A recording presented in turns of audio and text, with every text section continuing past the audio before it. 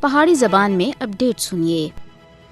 مقبوضہ جموں کشمیر دے لوکاں کو بھارتی حکومت کی طرف سے بڑے پیمانے دے اتنے امتیازی سلوک اور ناانصافیاں دا سامنا کرنا پی رہا ہے۔ کشمیر دے رہنے والے بھارتی فوجیاں دے ہاتھوں ہر دیہڑے دی بنیاد دے اتنے ظلم اور جبر اور خونریزی دا سامنا کر رہے ہیں۔ پچھلے 75 سالاں دے کشمیری عوام مسلسل انصاف سے محروم ہے، جبکہ متعصب بھارتی عدلیہ سن بھی کشمیری عوام کو کدے انصاف نہیں دیتا اور ہمیشہ بھارتی حکومتاں دے غیر آئینی اور غیر قانونی اقدامات کو درست اور جائز قرار دیتا ہے۔ مودی حکومت بڑی ڈٹائی تے کشمیری عوام دے ہر حق کو پامال کر رہی ہے۔ مقبوضہ جموں کشمیر وچ تعینات بھارتی فوجیاں سن کشمیری عوام دے تے مظالم اور زیادتیاں دے تمام ریکارڈ توڑ کے دیں۔ کشمیری عوام کو پوری دنیا دے لوکاں دی طرح انصاف اور عزت اور وقار دے نال زندگی گزارنے دے حقوق حاصل ہیں، مگر جد بھی کشمیری اپنے سیاسی حقوق اور انصاف دا مطالبہ کر دیں تو انہاں دے سینے گولیاں دے نال پون دیتے جاندے ہیں۔ دنیا مظلوم جذبہ آزادی دے بھرپور کشمیری عوام دے مطالبہ آزادی کو کد تک کانڈ پیچھے سڑتے رہ سن۔ عالمی برادری کشمیریاں دی فریاد